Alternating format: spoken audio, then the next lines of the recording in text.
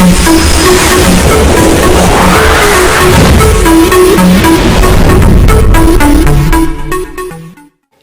M नफीस सलमानी, आप देख रहे हैं भारत न्यूज। आपको बताते चलें, हकीम अजमल खान डे धूमधाम के साथ मनाया गया दिल्ली स्वास्थ्य मंत्री सत्येंद्र जैन के निवास पर। इस मौके पर यूनानी से जुड़े सभी लगभग डॉक्टर्स मौजूद थे और आपको ये भी बताते चलें कि कोरोना महामारी के समय में जिस तरह डॉक्टरों ने खिदमत अंजाम दिया, उसको लेकर सभी लगभग डॉक्टर वहां मौजूद रहे और अपनी अपनी उन्होंने बात भी कही। और इसी के साथ मैं आपको बताता चलूं, डॉक्टर्स को सम्मानित भी किया गया। आइए देखते हैं ये विशेष रिपोर्ट। हकीम अजमल खान 1860-1927 एक यूनानी चिकित्सक और भारतीय मुस्लिम राष्ट्रवादी राजनेता एवं स्वतंत्रता सेनानी थे। उन्हें 20वीं शताब्दी के आरंभ में दिल्ली में तिब्बिया कॉलेज की स्थापना करके भारत में यूनानी चिकित्सा का पुनरुत्थान करने के लिए जाना जाता है और साथ ही एक रसायनज्ञ डॉक्टर सलीमुज्जमान सिद्दीकी को सामने लाने का श्रेय भी उन्हीं को जाता है, जिनके यूनानी चिकित्सा में उपयोग होने वाले महत्वपूर्ण चिकित्सीय पौधों पर किए गए आगामी शोधों ने इसे एक नई दिशा प्रदान की थी। गांधी निकट सहयोगी थे। उन्होंने असहयोग आंदोलन, सत्याग्रह में भाग लिया था, खिलाफत आंदोलन का नेतृत्व किया था। साथ ही वो भारतीय राष्ट्रीय कांग्रेस के अध्यक्ष भी निर्वाचित हुए थे तथा 1921 में अहमदाबाद में आयोजित कांग्रेस के सत्र की अध्यक्षता भी की थी।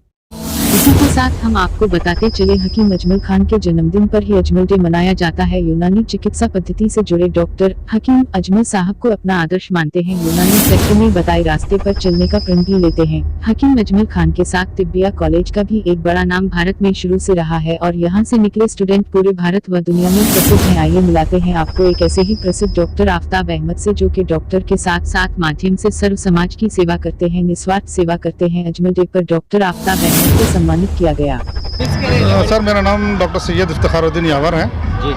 जी सर, फेल तो नहीं बोल सकते, लेकिन लोग जो है ना इतनी मेहनत कर रहे हैं, जिद्दोजहद कर रहे हैं, अगर कर रहे हैं भी तो अपने आप को दिखा रहे हैं। जैसे कि पेशेंट तो देख रहे हैं, बहुत सारे लोग हैं जो यूनानी सिस्टम पे काम कर रहे हैं।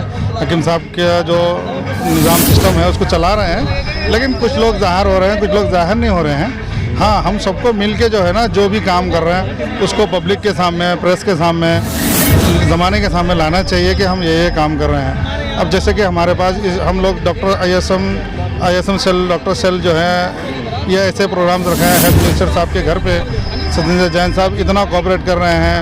हमारे साथ दिल्ली सरकार सारे प्रैक्टिशनर की मदद कर रही है, यूनानी प्रैक्टिशनर्स की सबको सपोर्ट कर रही है कि अपने सिस्टम पे काम करें। और जो जो काम कर रहे हैं उनको अवार्ड से भी नवाज रहे हैं अपने पास बुलवा के। जैसे कि हमारे डॉक्टर अल्ताफ़ अहमद साहब हैं, वो भी जो है ना काफ़ी साल से, मैं जानता हूँ 30 साल से तो वो इसी यूनानी सिस्टम पे काम कर रहे हैं। जब हम कॉलेज में साथ पढ़ते थे, हम उनके जूनियर थे, तब भी हम उनके साथ काम करते थे। वो जो है ना आलमी यूनानी तिब्बी कॉन्फ्रेंस से जुड़े हुए थे, वहाँ भी जो है ना ये काफ़ी मेहनत करते थे, कॉलेज लाइफ में, स्टूडेंट लाइफ में भी। और यहाँ पे जो दिल्ली में तो वो NGO वगैरह चलवा रहे हैं। कोरोना में तो इतनी हेल्प कर रहे हैं, लोगों के घरों पर भी जाके मेडिसिन दिए हैं, कैंप डलवाए हैं, हर एरिया में कैंप करके जो है ना मेडिसिन वगैरह यूनानी सिस्टम के सप्लाई करे, दिए, पेशेंट से मिले, रब्त करे, लोगों की हिम्मत अफजाई करें। तो ऐसे सिस्टम पे काम बहुत लोग कर रहे हैं। इसी वजह से जो है ना हेल्थ मिनिस्टर साहब जो कोरोना में इतना सा काम कर रहे हैं, ये इतना ज़्यादा मेहनत कर रहे हैं दिन रात, तो इसलिए सर जो है ना अपने घर पे बुलवा के तो वो अवार्ड से नवाज रहे हैं। अब ये बताइए कि यहाँ पे कोई पॉलिटिक्स कहाँ हो रही है, आप बताइए। यूनानी के लिए जगह इतना हेल्थ मिनिस्टर, दिल्ली सरकार, हमारे CM साहब अरविंद केजरीवाल साहब, सारे लोग इतनी मेहनत कर रहे हैं। सब जो मेहनत कर रहे हैं उनका अप्रिशिएट कर रहे हैं, उनको सराह रहे हैं कि आप इतनी मेहनत कर रहे हैं। तो सर, मैं नहीं मानता कि कमी हम में है, सरकार में, पॉलिटिक्स में, किसी में कोई कमी नहीं। मेरा नाम है डॉक्टर दीपक दहिया। देखो, सबसे पहले तो आज हम जो जिस मौके पर यहाँ पर एकत्रित हुए हैं वो दिन है आज अजमल खान जी का अवार्ड समारोह, और इनके द्वारा स्थापित तिब्बिया कॉलेज को भी आज 100 वर्ष पूरे हो रहे हैं। इस चीज़ की मैं बधाई देना चाहूँगा सबसे पहले। और दूसरा जो प्रश्न है, आपका क्वेश्चन है, भाई यूनानी के साथ भेदभाव हो रहा है, ऐसा कुछ है नहीं, क्योंकि ये भी हमारे आयुष मंत्रालय के अंदर ही आता है। जितना आयुर्वेद का विकास हो रहा है, ये सच्चाई है। अब भाई इसमें जो शिक्षक है, जो रिसर्च है, वो कम हुई है, तो इस वजह से आपको लगता है कि भाई इसमें के साथ भेदभाव हुआ है। ऐसा नहीं है।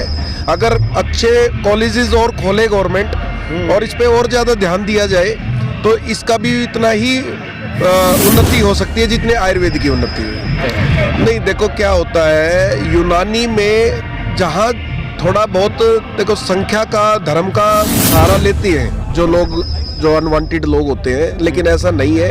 ये भी हमारे आयुर्वेद और यूनानी और सिद्धा 3 पैथी है हमारी, और योगा नेचुरोपैथी, चारों चीज ये आयुष मंत्रालय के अंडर भारत सरकार के आते हैं। और उसमें ऐसा नहीं है मुसलमान ही पढ़ते हैं, यूनानी में हिंदू भी बहुत है। एक डॉक्टर बहुत सारे जिनको मैं जानता हूँ पर्सनली, हरियाणा में भी, दिल्ली में भी, यूपी में भी।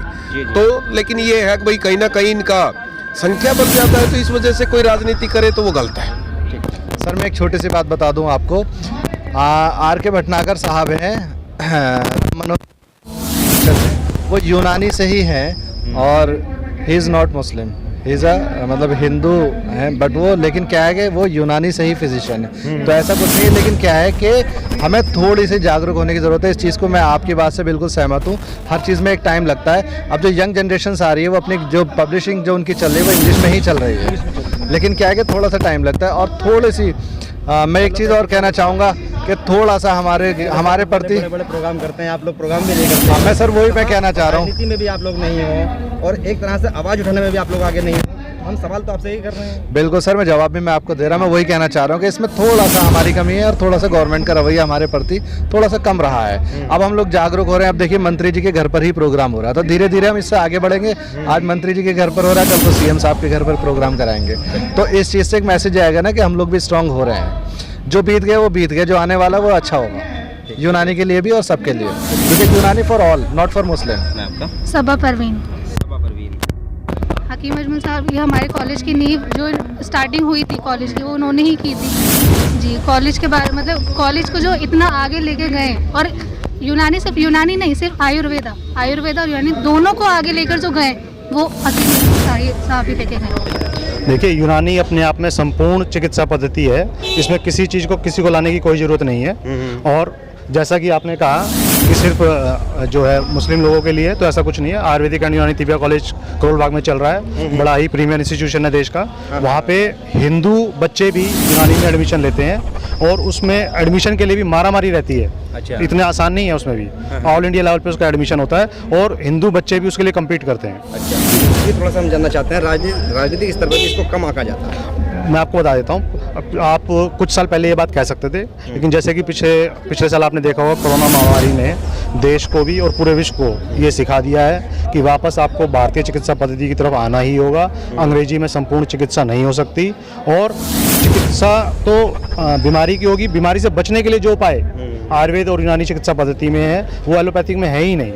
और इस वैश्विक महामारी में आयुर्वेद ने और यूनानी चिकित्सा पद्धति ने जो देश को और पूरे विश्व को जो पद्धति दी, जो सभ्यता दी, जो इम्यूनिटी बूस्टर्स दिए या जो ट्रीटमेंट प्रोवाइड करा, वो बिल्कुल काबिल तारीफ है। हमारे 2 प्रीमियर इंस्टीट्यूट्स हैं दिल्ली में, चौधरी बमप्रकाश आयुर्वेद संस्थान और आयुर्वेदिक एंड यूनानी तिबिया कॉलेज। दोनों को ही हमारी आम आदमी पार्टी दिल्ली सरकार ने पहले दिन से ही कोविड हेल्थ सेंटर बनाया, और वहाँ पे आज तक हजारों हजार मरीज ठीक होके गए हैं, और बिना किसी भी मोर्टालिटी के। सेमिनार वगैरह ज़्यादा होते हैं, यूनानी के होने चाहिए, एलोपैथिक के बहुत ज़्यादा होते हैं, यूनानी के नहीं होते हैं। यूनानी के सेमिनार्स की बताता हूँ, 82 देशों में यूनानी चिकित्सा पद्धति चल रही है, और आने वाला टाइम ये बहुत ही सॉन्डिंग अवसर है यूनानी चिकित्सा पद्धति के लिए भी और भारतीय चिकित्सा पद्धति के लिए भी, कि पूरा विश्व इस पद्धति की तरफ देख रहा है। बाकी इस पद्धति के जो स्कॉलर्स हैं, जो चिकित्सक हैं, जो हकीम्स हैं, उनको अपने स्किल्स पे, उनको अपने ट्रीटमेंट के भरोसे होना है कि वो देश को और विश्व को क्या दे सकते हैं। नहीं, फिर भी एक आम जनमानस उम्मीद करता है डॉक्टर से कि भाई बिल्कुल आसान प्रक्रिया निभाई जाए, तो ऐसा क्या करे आम जनता? आप कुछ सुनने के बाद मैं बोल रहा हूँ ऐसा कि ऐसे आम जनता क्या करे जिससे कि आसानी के साथ आप डॉक्टर तक पहुँचा जाए या बीमारी ये खत्म की जाए किसी तरह? हमारे जो यूनानी डॉक्टर्स हैं वो पूरे दिल्ली में भी और देशों में भी हर जगह अवेलेबल हैं, और हमारे आयुर्वेदिक यूनानी डिपार्टमेंट के क्लिनिक्स, डिस्पेंसरीज भी दिल्ली गवर्नमेंट की तरफ से भी सब जगह हैं, ESI की तरफ से भी हैं, MCD की तरफ से भी हैं। आप कभी भी गवर्नमेंट की साइट पे जाके भी देख सकते हैं, और जो प्राइवेट प्रैक्टिशनर्स हैं वो भी इजीली अवेलेबल है। ऐसा नहीं है कि अवेलेबल नहीं है, यूनानी प्रैक्टिशनर हर जगह अवेलेबल है। शुक्रिया जी। मैं डॉक्टर सैयद अहमद खान। सैयद साहब, मैं थोड़ा सा जानना चाहता हूँ आपसे कि आज जो प्रोग्राम हो रहा है, जी जी, इस प्रोग्राम का उद्देश्य मेन क्या है? क्योंकि लगभग हकीम अजमल खान साहब को तो सभी जानते हैं। जी जी, असल में हकीम अजमल खान की जो तहरीक थी और जो उनका मिशन था उसको तक़वियत देना चाहिए। जी जी जी। हकीम अजमल खान ने तालीमी मैदान में काम किया, अवाम उन्नास की खिदमत के लिए भी जो हॉस्पिटल्स बनाए, कॉलेज बनाए, जामिया मिल्लिया इस्लामिया यूनिवर्सिटी बनी, इस सब के बारे में सो रहे हैं। तो उस मिशन को आगे बढ़ाए जाने की ज़रूरत है और जो मौजूदा हुकूमत है उसको चाहिए कि उनके कायम करदा इस मिशन को आगे बढ़ाने के लिए हकीम अजमल खान का जो कायम करदा तिब्बिया कॉलेज है उसको यूनिवर्सिटी में तब्दील कर दें। चूँकि ताख़ीर काफ़ी हो चुकी है, उसको जल्द अज जल्द यूनिवर्सिटी बनाया जाना चाहिए। आए हुकूमत के लिए कोई बड़ा काम इसलिए नहीं है क्योंकि सबसे बड़ा मसला होता है ज़मीन का। उसमें 25 एकड़ ज़मीन मौजूद है जो एक यूनिवर्सिटी ऑलरेडी है, तो बहुत कम पैसा खर्च करके एक यूनिवर्सिटी बनाई जा सकती है। आपको इसके अंदर कोई भेदभाव अपनाया जा रहा है? असल में भेदभाव तो नहीं कह सकते हम इसे हुकूमत के सतह पर, लेकिन ब्यूरोक्रेसी का मामला तो है ही है कहीं ना कहीं। क्योंकि ब्यूरोक्रेट्स हमारे जो हैं हमने महसूस किया है उसमें ज़्यादातर जो है मुतआस्सिब आ चुके हैं बस। अच्छा। हाँ, उनके अंदर ये जज्बा नहीं है कि खैर सगाली हो, हिंदू मुस्लिम एक साथ मिलकर बैठ सकें। उनमें जिस तरह से हम सारे शहरियों की एक नज़र से देखें, उनके तरक्की के मौके फराहम करें, ये जज्बा कम देखा जा रहा है। ऐसा होता है कि कहीं ना कहीं उर्दू भाषा को एक धर्म से जोड़ दिया जाता है और ये क्या कहते हैं यूनानी के अंदर उर्दू ज़्यादा चलती है। असल में ज़्यादा क्या हकीकत ये है कि ये अफसोस का पहलू है कि 7 रियासतों की सरकारी ज़बान उर्दू है, उसमें दिल्ली भी है। और उर्दू जो है हिंदुस्तानी ज़बान है, भारत की ज़बान है, भारत में पैदा हुई, यही बढ़ी पढ़ी परवान चढ़ी। तो इस पर तो हमारा बहुत ज़बरदस्त क्लेम है कि हिंदुस्तान की वह उर्दू ज़बान जो पूरे दुनिया में समझे वो बोली जाती है और जो पूरे मुल्क को जो है कौमी यकजहती तो जुड़े हुए भी है। तो इससे नुकसान हेल्थ सेक्टर को भी हो रहा है। तो उस उर्दू को हमने तिब यूनानी के साथ लाजमियत रखी हुई है कि ताकि ये ज़बान ज़िंदा रहे और लोग जो उर्दू में बात करते हैं मरीज़ों से भी तो अच्छी बात करते हैं। गुफ्तगू बहुत ज़रूरी चीज़ है, पेशेंट को समझना, मरीज़ को समझाना, सब बातें बड़ी अहम हैं। तो ये उर्दू ज़बान की खूबी है बहुत बड़ी, इसीलिए इसको यहाँ लाजमी तौर पर रखा गया। यकीनन। ठीक, शुक्रिया। Doctor Mohammad Arshad Gayas, general secretary all India Unani Tibbi कहाँ से आए हैं आप? हरियाणा से। मैं वहाँ पर general secretary all India Unani तिब्बी Congress Haryana state. मैं थोड़ा सा जानना चाहता हूँ डॉक्टर साहब आपसे कि हकीम अजमल खान का आज एक तरह से डे मनाया जा रहा है। जी। और ये क्या कहते हैं यूनानी को कहीं ना कहीं एक तरह से फेलियर्स कहा जा रहा है, क्योंकि आम जनमानस में अगर जाके मालूम पड़ता है तो एलोपैथिक को ज़्यादा दर्जा मिलता है, यूनानी को कम मिलता है। तो ये जागृति आप लोगों की ना फैलाने की वजह से ऐसा हो रहा है या कहीं ना कहीं किसी और वजह से कोई कमी आ रही है? इसके बारे में ये कहना चाहता हूँ कि ये इस तरह से नहीं है, थोड़ा सा कमी हमारी पब्लिक में हमारे अंदर ये है कि हमें जागरूकता पैदा करने की बहुत ज़रूरत है। जो एलोपैथी है उसमें वो सिर्फ एक चीज़ की वजह से ज़्यादा आगे निकल रही है कि उसके अंदर इमरजेंसी ट्रीटमेंट है। हमारे यहाँ क्रोनिक डिजीज़ का बहुत अच्छा इलाज है, उन पे हमें अच्छा काम करने की ज़रूरत है और बहुत जगहों पर बहुत अच्छा उसमें काम हो भी रहा है। और आप देखा जाए कि इस 1 साल के पीरियड में जो है सिर्फ और सिर्फ आयुष जो है आगे बढ़ के निकला है। घर घर में आयुष का जो है प्रचार प्रसार हुआ है, उसमें यूनानी में न्यूरोपैथी ने भी अपना बहुत बड़ा अहम रोल अदा किया है। जिस तरह से इम्यूनिटी को डेवलप करने में, क़ुव्वत मुदाफ़ियत जिसको हम कहते हैं यूनानी में, उसको डेवलप करने में बहुत अहम रोल अदा किया है। और इस टाइम जो है आम पब्लिक के अंदर बहुत जागरूकता आई है इस 1 साल के अंदर, ख़ास तौर से आयुष के बारे में। इसी तरह से हमारी यूनानी की कुछ दवाएँ हैं उनको भी इसमें इस्तेमाल किया जा रहा है। जितनी मुक़व्वियात हैं जैसे बहदाना, उन्नाब, सकिस्ता हैं, इन दवाओं को यूज़ किया जा रहा है और उनके बहुत अच्छे नताइज बरामद हो रहे हैं। मेरा नाम डॉक्टर इशरत कफ़ील। अरशद साहब, मैं इशरत कफ़ील, डॉक्टर इशरत कफ़ील।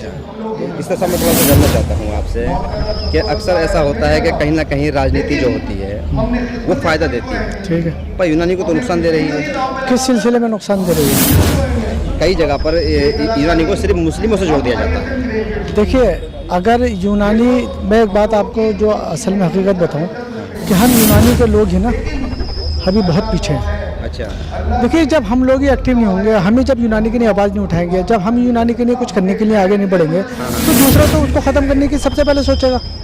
तो राजनीति जो है ना, राजनीति को आप अपने काम से ख़त्म कीजिए, राजनीति को आप अपने अमल से ख़त्म कीजिए। जी जी। आप समझ रहे हैं इसको, यूनानी को ख़त्म, ये बात सही है आपकी कि यूनानी बहुत पीछे है, लेकिन उस यूनानी के पीछे होने में कहीं ना कहीं हम भी जिम्मेदार हैं। तो वो जो जिम्मेदारी है वो कब निभाएंगे आप कि भाई आगे बढ़ा जाए? भाई देखिए, हमारी तरफ से तो पूरी कोशिश ही है। मैं ISM डॉक्टर सेल का कन्वीनर हूँ, और ISM डॉक्टर सेल जो है यूनानी और आयुर्वेदिक लोगों का एक तरीके से पूरा एक संगठन है, एसोसिएशन है, NGO है, रजिस्टर्ड NGO है।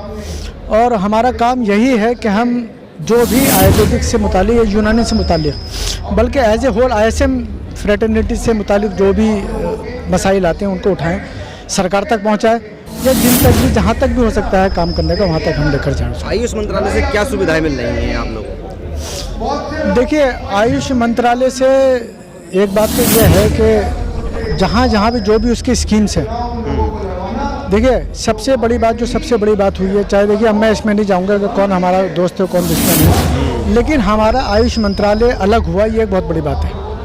आप समझ रहे नहीं, इससे फायदा हुआ? इससे बहुत फायदा हुआ। मिसाल के तौर पे एक हेल्थ मिनिस्ट्री है। अब हेल्थ मिनिस्ट्री जो है वो एलोपैथिक भी देख रही है, वो हॉस्पिटल्स भी देख रही है, वो दवाखाने भी देख रही है, वो होम्योपैथिक भी देख रही है, वो सारी चीज़ें देख रही है। लेकिन सरकार की तरफ से, हमारी दिल्ली सरकार की तरफ से भी और सेंट्रल गवर्नमेंट की तरफ से जो एक आयुष मंत्रालय अलग हुआ है, और हमारा तो आपको पता है कि डायरेक्टर ऑफ आयुष बिल्कुल अलग है दिल्ली सरकार का, इसके अलग होने से बहुत फ़ायदा पहुँचा। मैं doctor Altaf Ahmad, Al Faiz health and life care foundation का फाउंडर एंड चेयरमैन। आज हमारी पूरी टीम हमारे साथ है, बड़ी खुशी की बात है। डॉक्टर शाजिया को founder, doctor Azizuddin vice president, Umar Aziz youth के प्रेसिडेंट हैं, डॉक्टर साहब हैं, सारे आज हम एक साथ यहाँ पे आए हैं। हमको अवार्ड मिला है। हमारी NGO ने पिछले 1 साल से लगातार काफ़ी कैंप्स लगाए हैं, गरीबों के लिए बहुत काम किया है। जिनको कोविड थे और कोविड के पेजेस सस्पेक्टेड केसेस थे, जिनको हम लोगों की ज़रूरत थी, डॉक्टर्स की ज़रूरत थी, उनके लिए हमने फ्री उपचार किया है, फ्री मेडिसिन दिए हैं उनको, और जहाँ तक हो सके मदद कर सकते हैं हमारी NGO ने काफ़ी मदद की है। और ये उसी का सिलसिला है कि आज हमको चीफ मिनिस्टर के हाथ से, हेल्थ मिनिस्टर के हाथ से अवार्ड की नवाजा गया है। महसूस हो रही है? बहुत खुशी हो रही है। हमारी NGO की पूरी टीम हमारे साथ में है, हमारी पूरी टीम की मेहनत थी। ठीक है। हमारे मंत्रिमंडल के साथी इमरान हुसैन साहब, यहाँ पर ISM के सभी डॉक्टर्स, आप सभी को हकीम अजमल खां साहब का बहुत बहुत बधाई हो। उन्होंने यूनानी और आयुर्वेदिक पद्धति के लिए एक ऐसा कॉलेज बनाया जिसका नाम पूरे देश में भी है, दुनिया में भी है। अगर शायद ये कॉलेज नहीं बनता तो कुछ चीज़ें तो गायब ही हो जाती है। उसके मन में जो था कि अपने पुराने सिस्टम्स को बचा के रखना और आगे को लेके जाना। शिक्षा का मतलब ये होता है कि जो अपने जनरेशन को जल्दी सिखा दें, वरना क्या होता है कि पता लगा कुछ जनरेशन से कुछ चीज़ें गायब हो जाती हैं। तो एजुकेशन को स्ट्रक्चर करके उस चीज़ों को दूसरों को पास ऑन करना होता है, आगे बढ़ाना होता है। तो जो हिंदुस्तानी सिस्टम है, इंडियन सिस्टम ऑफ मेडिसिन जो इसको कहते हैं ISHM, उस सिस्टम के अंदर आयुर्वेद, सिद्धा, यूनानी, नेचुरोपैथी सबको जोड़ा गया है। परंतु मुझे कई बार ना लगता है कि जो इस सिस्टम को प्रैक्टिस कर रहे हैं ना, उनको भी थोड़ा कम विश्वास होता है। मतलब उनको पक्का विश्वास होना चाहिए। देखो क्या होता है, जब कहते हैं ना आग में कूदना है तो विश्वास होगा तभी कूद सकते हैं। एज ए रिसर्चर ही एडवर्ड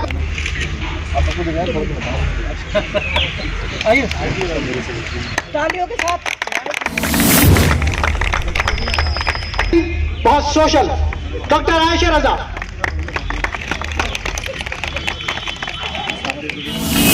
और दूसरे हमारे हकीम अजमल खां मेमोरियल अवार्ड के हासिल पीर अहमद,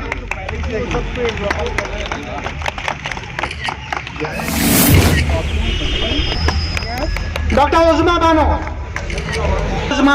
बानो,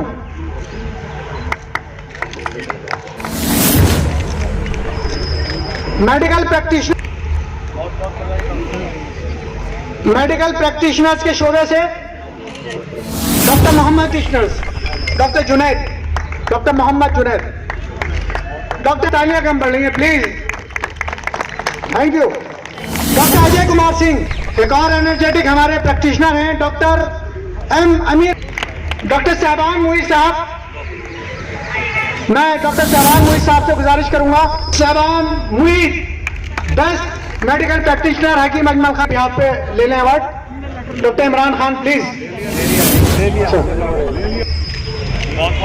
बहुत सोशल, बहुत मददगार। और जो दूसरे डीपीसीसी के लिए हमने रजिस्ट्रेशन के लिए आपने बहुत कुछ किया। Doctor Dharmendra Kumar, doctor Dharmendra Kumar,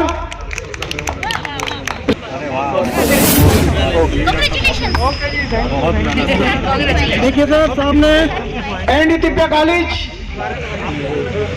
students union के एक्स ज्वाइंट सेक्रेटरी।